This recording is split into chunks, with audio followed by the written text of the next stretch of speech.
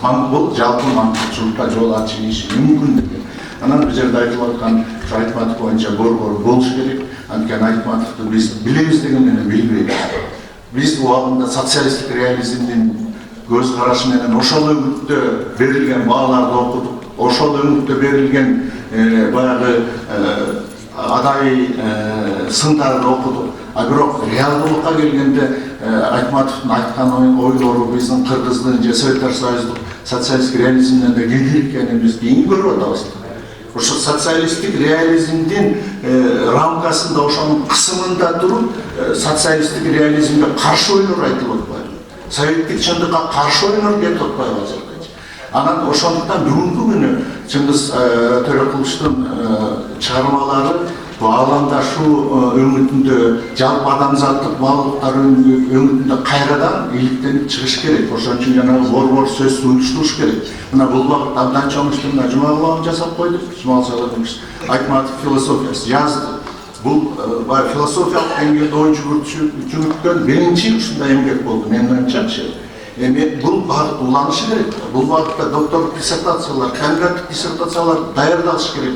Бизде эле эмес, дүйнөлүк деңгээлдеги иликтөөлөргө, илимий изилдөөлөргө биз түрткү беришибиз керек. Султан Акиевич туура айтып атасыз. Анткени бул багытты колго алып, бул жактан демилге бизде болуп, бардык тарапка баягы импульстарды мындай жиберип турууга биздин моралдык укугубуз биринчи кезекте сиздин ой абдан туура. Көңүлүңүзгө рахмат. Кечирим сурайм. Рахмат. Кейинки сөз Чыңгыз Төрөкуловичтин уулу Элдар Чыңгызович Айтматовго берилет.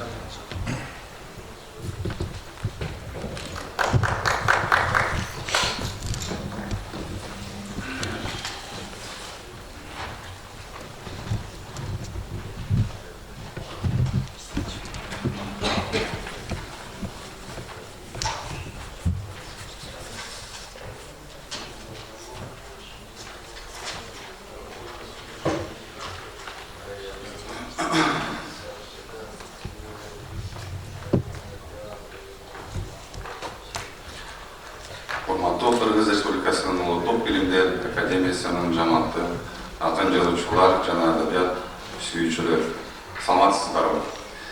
Биринчиден, Эмиль Аргимбаевичке жана Абдуллажан Ахмадалиевичке терең ыраазычылыктарды билдирем. Бүгүн биздин үйүбүз үчүн өзгөчө күн. Себеби көптөн күткөн 12 томдук чыгармалар жыйнагы чыгарып көрүп жатат. Бул жыйнактын ичинде биринчи жолу атамдын мурда басылып чыкпаган флейта жана же өлгөн уул менен жолугушуу аттуу 2 чыгармасы камтылды. Кыргыз маданияты үчүн эмес, дүйнөлүк адабият үчүн да маңызды чоң окуяга себепкерлердин бири апам. Анткени бул жаңы чыгармачылардын кээ бирин табууга Мария Айтматованын салымы чоң. Албетте, Табалар Замат Айтматов фонду демилгени колго алып, Чыңгыз Айтматов атындагы Тил жана Адабият институту менен ишти баштады. Биргеликте жасаган жигердүү иштин жемишин мына бүгүн көрүп турабыз. Атамдын чыгармалары мындан ары да кыргыз элинин атын дүйнөгө таната берет деп ойлойм. Буюрса, улуу жазуучунун 100 жылдыгына карата дагы да жаңы эмгектерин чыгарууга аракет кылабыз. Чоң рахмат.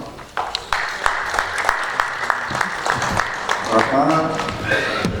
Кейинки сөз Чыңгыз Айтматов атындагы Тил жана Адабият институтунун директору академик Ахмадалиев Абдуллажан Амантуровичке берилет.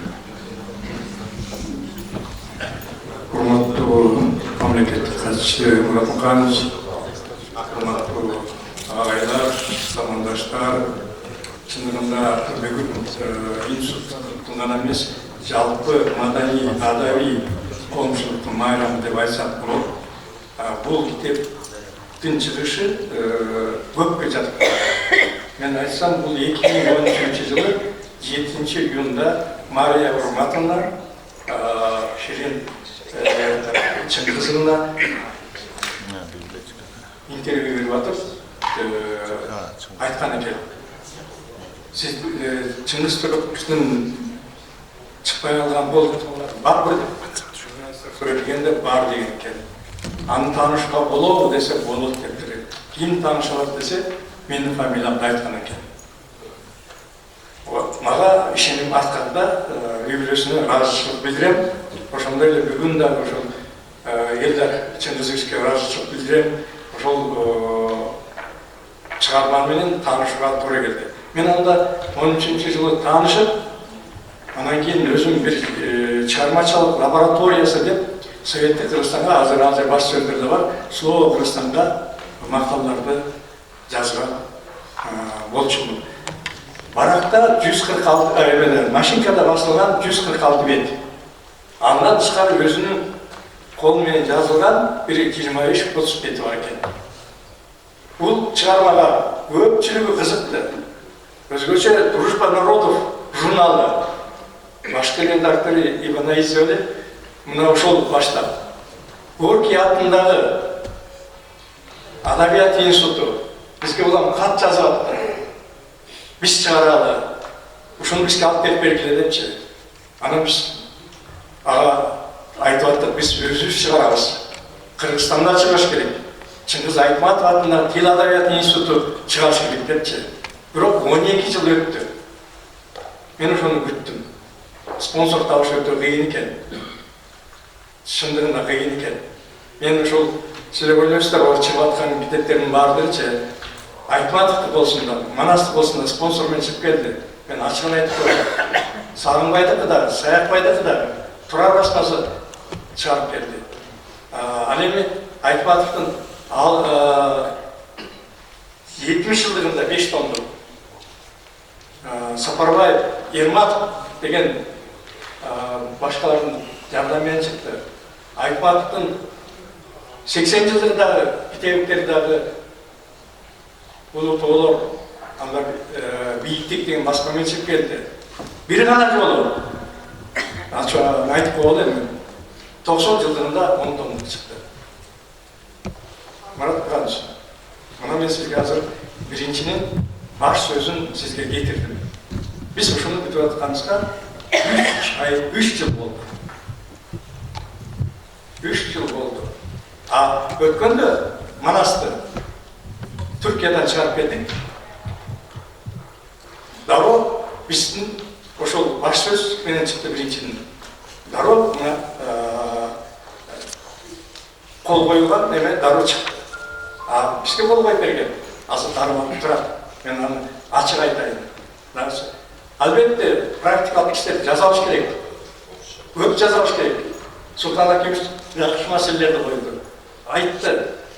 Бирок бул жазуучу биринчи. Андан кийин спектакль болот, кино болот, анан жана башкалар болот да. Бул чыгарма эки ооз айтайын. Эмне үчүн чыкпай калган өз мезгилиндечи? Биринчиден, бул чыгарма Гүлсара повести жазылгандан кийин Ак кеме чыгармасы жазылып аткан учурда жазылган.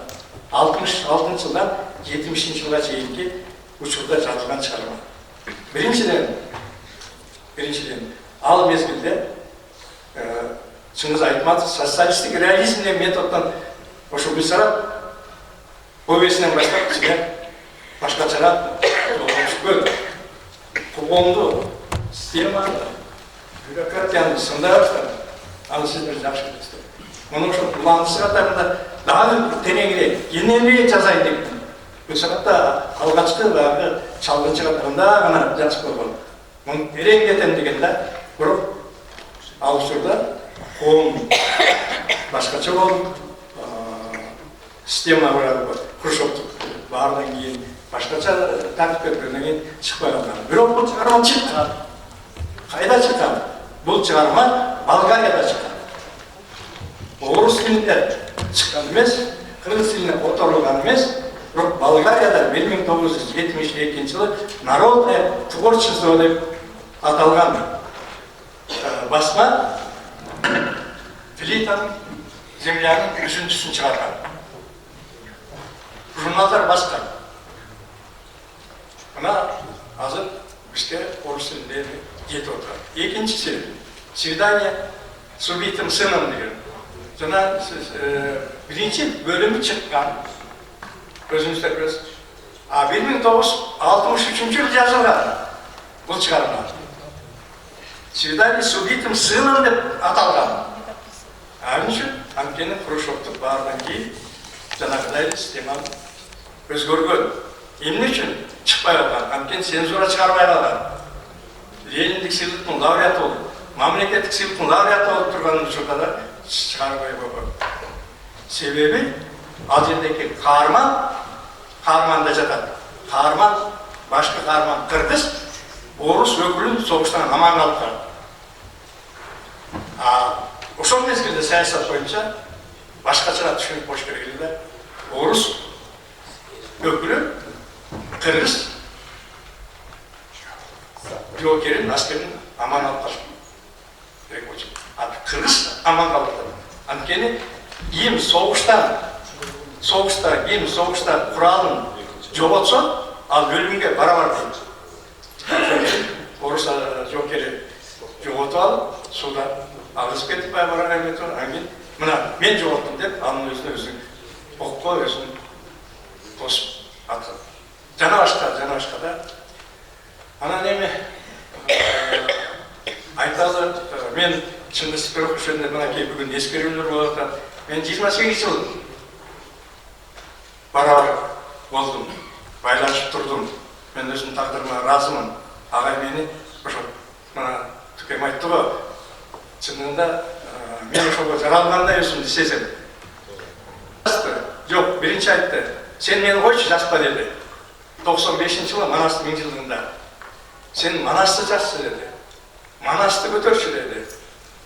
Мен агайдын вазыйфасын бүгүнкүгө чейин аткарып келатам. Варианттардын баарын мына окурмандарга жетпейт. Анан агай мен сага өзүмө ишенем деп кат жазды. Мына ушул ишенимди мен дагы аткарайын деп атам. Анын үчүн практикалык бир топ иштеди. Эми илим боюнча Айтматов Эне дегенди илимден Кеңеш Басаналиев, Лайла Кубаева мен болуп Кыргызстанда түптөп койдук. Болмаса Германияда болчу, борбор, Турцияда болчу, башка жерде болчу. Азыр бизде Айтматов таануучулардын чоң армиясы бар. Экинчи, Айтматов жөнүндө жазылган ырлар көп.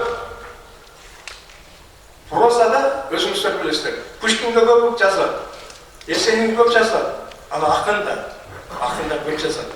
А Лев Толстойго, Тургеневке, жанашка ырлар аз. Ал эми Айтматовго жазылган ырлар 3 том болуп турат. Анын бардыгында Мустай Карим, Кайсин Кулиев, Расул Гамзатов, Михаил Дуев, Евтушенко жанашкалар. Аны Айтматов жаз деген жок да. Ошо өздөрүнүн Айтматов болгон чын билим, каармандарына болгон мамилени жасап берет. Биз ошондой чыгарды. Андан тышкары азыр мен башканы айтпайлы. Азыр биз ар бир мамлекет боюнча иштеп атабыз. Айтматов Казакстан боюнча энциклопедия, Айтматов Түркмөнстан энциклопедия, Өзбекстан, Айтматов Өзбекстан, жана башка. Ну, бирок ага жете албайт экенбиз. Анткени ошонун баардыгын биз коомдук башталгычта иштеп келатабыз, жолдоштор. Айтматов агайды сыйлаган үчүн, урматтаган үчүн. Мен башкасын айтпай коеюн. Мына 170 тилден ашып которду деп мактанабыз. А кайсы кандай тилде деп? Мына бизге чыгарды. Ушуну колго алды. Мен тышкы иштер министрине кайрылгам элем.